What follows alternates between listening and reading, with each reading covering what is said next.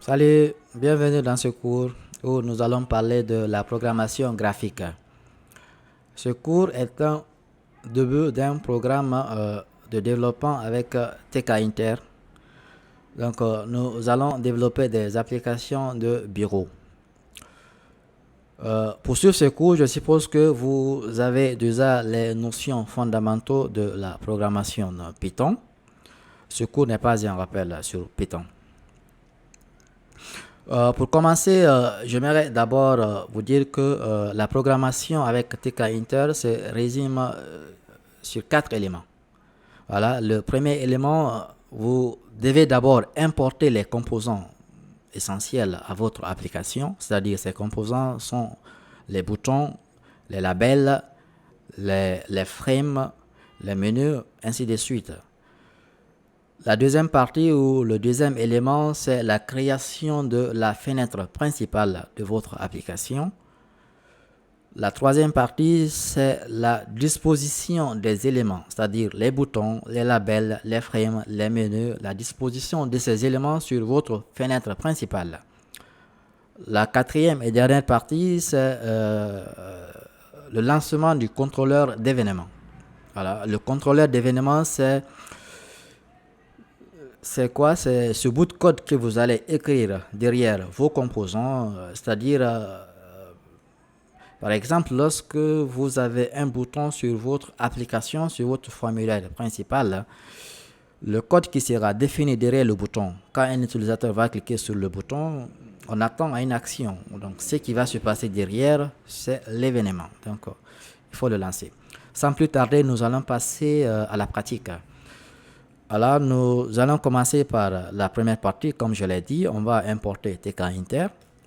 Je vais dire import TK Inter. TK Inter, ça est là, as TK. Voilà, as TK, c'est un raccourci pour ne pas écrire TK Inter à chaque fois. On peut le renommer as TK. C'est plus facile et c'est plus court. Donc, on a importé. Pour le moment, nous n'avons pas besoin de grand chose. On ne va pas importer de boutons, on ne va pas importer de labels, on ne va pas importer, on ne va rien importer que ça. On va juste se contenter à créer une fenêtre qu'on va afficher. Voilà, la fenêtre principale. C'est fait. Nous allons créer notre fenêtre principale. Pour créer, moi, je vais appeler cette fenêtre frame. Vous êtes libre de donner le nom qui vous plaise. Donc, je l'appelle frame. On va l'extensier, ça sera tk.tk. Voilà, c'est bon, la fenêtre elle est créée. Et je vais là tout de suite lancer l'application. Nous avons gardé à l'esprit, nous avons d'abord fait les deux premières parties. L'importation des composants, ici on l'a importé, tk. La création de la fenêtre principale, on a créé notre fenêtre principale qui est frame. Bon. Je vais là m'arrêter, exécuter ce programme pour voir ce qui va se passer. J'exécute, oh, rien, il ne s'est rien passé, le programme s'est exécuté, ça est là. Il s'est arrêté, il ne s'est absolument rien passé. Parce que nous n'avons pas encore respecté les 4 parties. La troisième partie, c'est la mise en place, la disposition des composants sur notre formulaire. Ici, nous n'avons pas de composants. Nous n'avons pas de bouton, nous n'avons pas de label, nous n'avons rien. Nous n'avons qu'une fenêtre. Donc, nous allons omettre d'abord cette troisième partie. La quatrième partie, c'est le contrôleur d'événements. Nous allons dire à TK Inter de nous lancer le frame. Ceci, c'est une action qu'on est en train de demander. Une action. Donc, on dit à TK Inter, lance-nous notre fenêtre principale. Pour ça, TK Inter a déjà écrit des codes qu'on va appeler des fonctions. Donc, nous allons appeler ces fonctions. Il y a une fonction qu'on appelle frame.mainLoop. Voilà, ça c'est l'événement qui va nous permettre de lancer notre fenêtre. Je vais exécuter ce code. Oh, voilà. Maintenant, nous avons notre fenêtre qui est lancée sur notre écran. Et cette fenêtre doit avoir un titre. Le titre, ça se voit ici, c'est TK qui est écrit, d'accord, mais nous, on n'a rien donné comme titre. Donc, c'est le titre par défaut que TK Inter met sur les fenêtres. C'est la fenêtre principale de notre application. On peut l'agrandir, bien évidemment. Sur cette fenêtre où nous allons placer les composants, c'est-à-dire on va placer les boutons, on va placer les menus, on va placer les frames, on va placer Bon, en fonction de nos besoins, bien entendu. Pour cet exemple, on va faire un cas très pratique, quelque chose de très simple. Nous allons créer un bouton et le placer sur notre fenêtre. Pour ce faire, on va déclarer notre bouton. Bon, moi je vais appeler ce bouton bouton on. Bouton on, on va dire que c'est tk.bouton. tk.bouton. Très bien, le bouton est déclaré. Il faut préciser le bouton appartient à quelle fenêtre. Gardez à l'esprit, lorsque vous développez une application, vous avez plusieurs fenêtres. Il peut y en avoir plusieurs fenêtres. Donc, lorsque vous déclarez un bouton, vous devez préciser ce bouton appartient à quelle fenêtre. Pour ce cas, on n'a qu'une seule fenêtre, c'est Frame. Donc, on va préciser Frame ici, Frame, et on va afficher un titre. Texte, c'est-à-dire le texte, le message qui sera affiché sur notre bouton. Moi, je vais appeler ça bouton on. Bouton on. Très bien.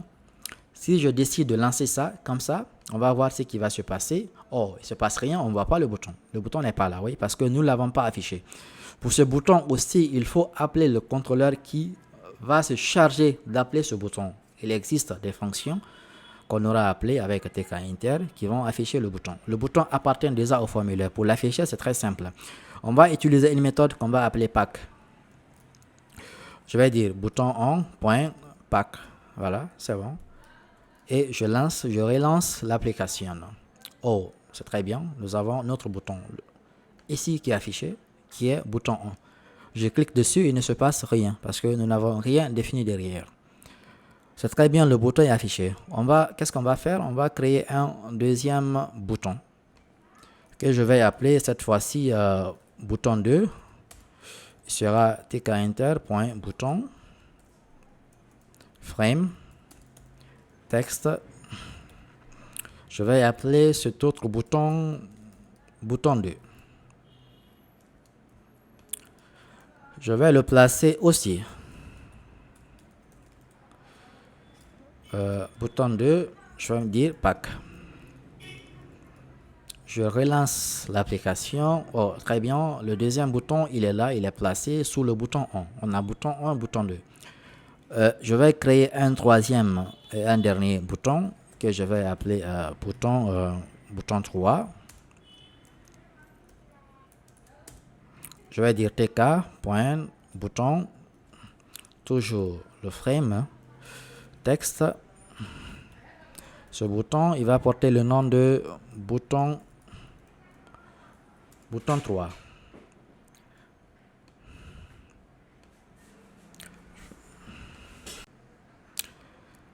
Donc, on a créé le bouton 3. On va le placer aussi. Je fais bouton.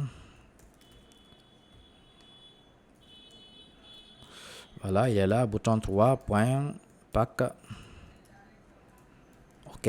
Je relance l'application. Voilà, il a placé. Nous avons nos trois boutons. Bouton 1, bouton 2, bouton 3.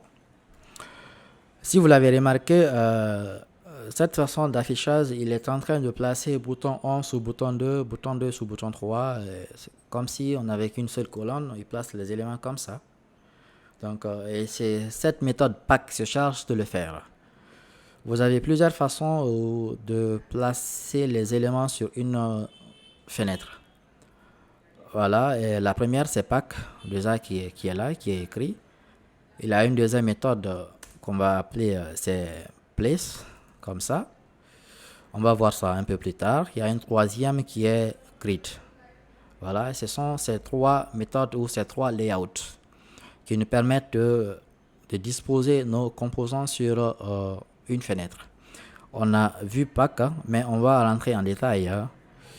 Par défaut, pack affiche les éléments dans une même colonne, c'est-à-dire le premier élément reste tout haut, le deuxième se place en bas du premier, le troisième se place en bas du deuxième, ainsi de suite.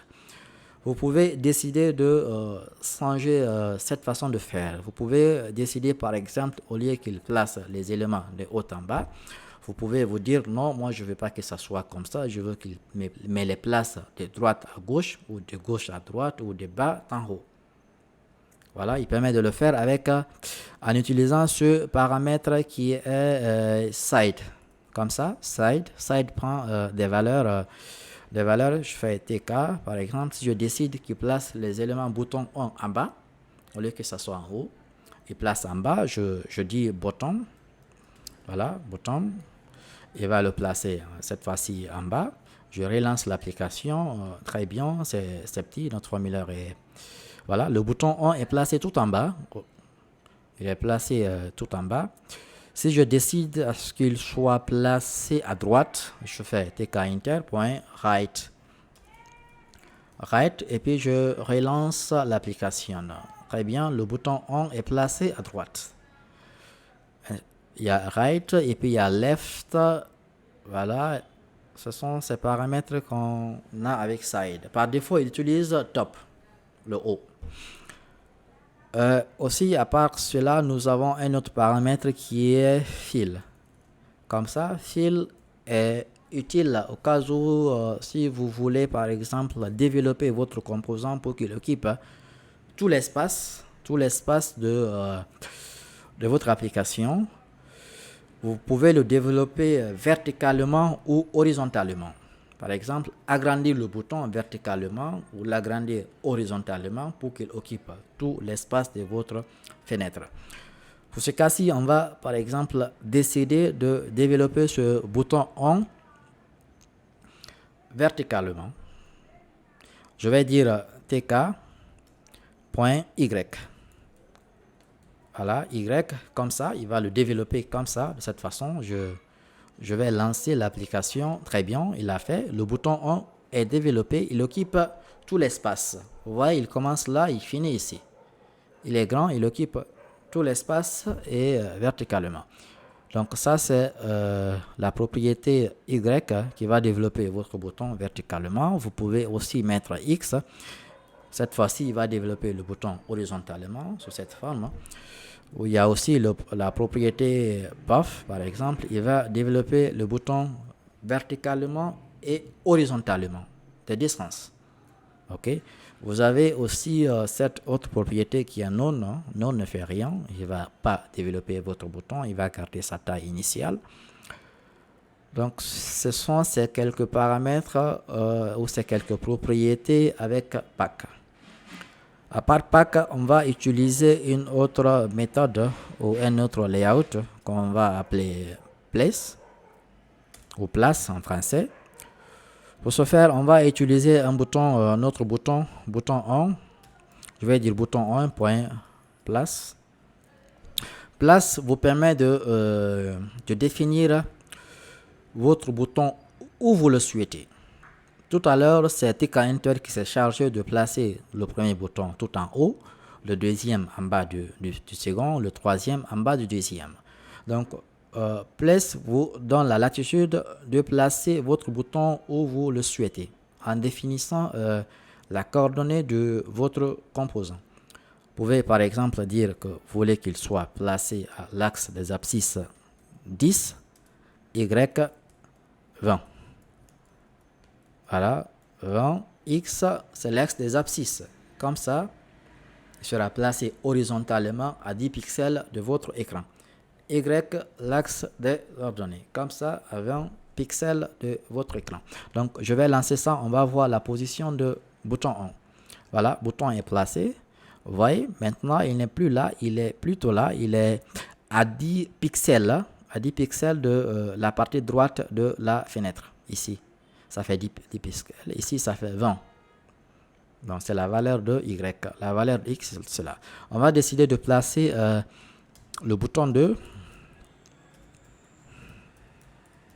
Bouton 2.place. On va mettre ici, cette fois-ci, X. On va décider que cela soit la même ligne. X égale à 10. Y égale à 40. Y égale à 40. On va afficher cela. Voilà, X et Y se trouvent à la même position coordonnée X. X10, Y et X10, Y40. Le bouton 2 s'affiche là. On va afficher le troisième bouton. On va le mettre tout ailleurs. Bouton 3.place. Cette fois-ci, je vais dire X égale à 60. Très grand. Y et Y égale à 50. On va voir ce qui va se passer. Je lance cela.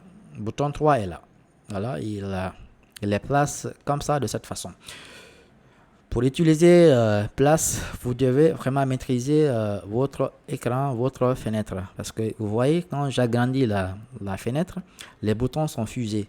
Les boutons ne saturent pas et ne s'agrandissent pas en fonction de la fenêtre, mais c'est des coordonnées qui sont fusées, c'est des coordonnées qui sont fixes. Okay? Vous devez maîtriser votre écran, votre fenêtre principale, si vous décidez par exemple d'utiliser place. Donc ça, c'est la méthode place. Il y a une autre méthode qu'on appelle grid. Voilà, la méthode grid est pratique, est très pratique et très utilisée. La méthode grid, c'est cette méthode qui crée un tableau par défaut. Il va diviser votre écran en tableaux, en plusieurs lignes et plusieurs colonnes. Vous pouvez décider de placer ces éléments dans la colonne ou la ligne que vous souhaitez. Les lignes sont numérotées à partir de 0. Les colonnes aussi commencent à partir de 0. Par exemple, je peux décider que le bouton 1 soit placé à la ligne numéro 1, la colonne numéro 1, le bouton 2 soit placé à la ligne numéro 2, colonne, ainsi de suite. Donc la décision, cela vous revient. Et vous n'avez pas besoin par défaut de définir le nombre de lignes ou le nombre de colonnes. TK Inter se charge de le faire pour vous.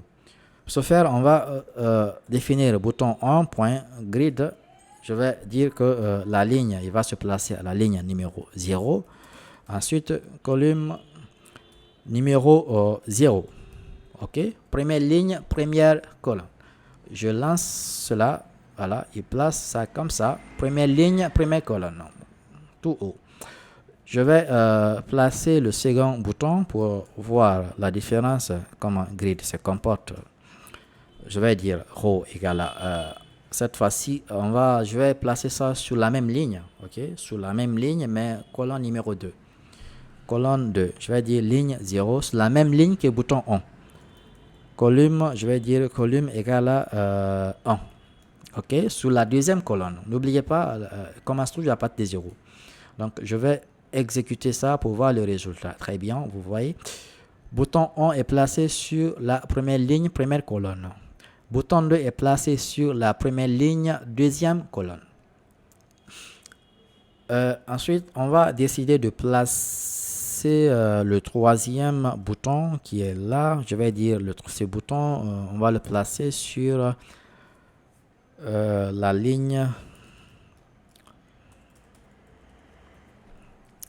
On va le placer sur la deuxième ligne, cette fois-ci. Row 1, colonne. Par exemple, on va le placer sur la deuxième colonne. Sur la deuxième colonne, très bien.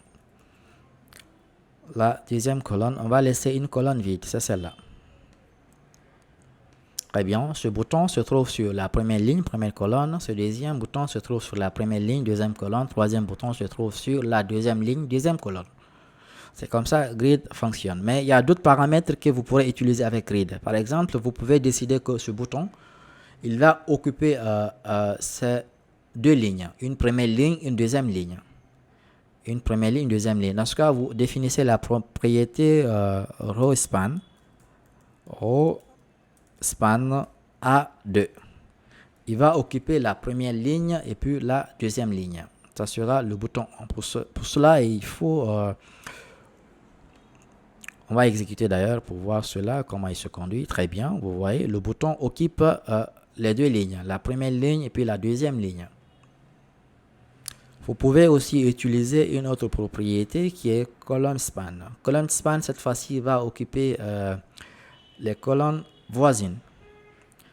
Ici, on va décider par exemple que ce bouton 3 va occuper les deux colonnes, c'est-à-dire la première colonne et puis la deuxième colonne. Cette fois-ci, on va définir la colonne par exemple à 0. On va lui occuper la première colonne et puis la deuxième colonne. Je vais dire column span égale à 2. Très bien. Et je vais lancer cette application. Très bien. Bon, ça c'est superposé, c'est vrai, c'est avec ce truc de row. Je vais remettre ici, je vais supprimer cette propriété pour mieux voir comment cela fonctionne. Je vais réexécuter cette application. Très bien. Vous voyez, bouton 3 occupe deux colonnes cette fois-ci. La première colonne ici et puis la deuxième colonne. Voilà, et bouton 3 est centré entre ces deux colonnes.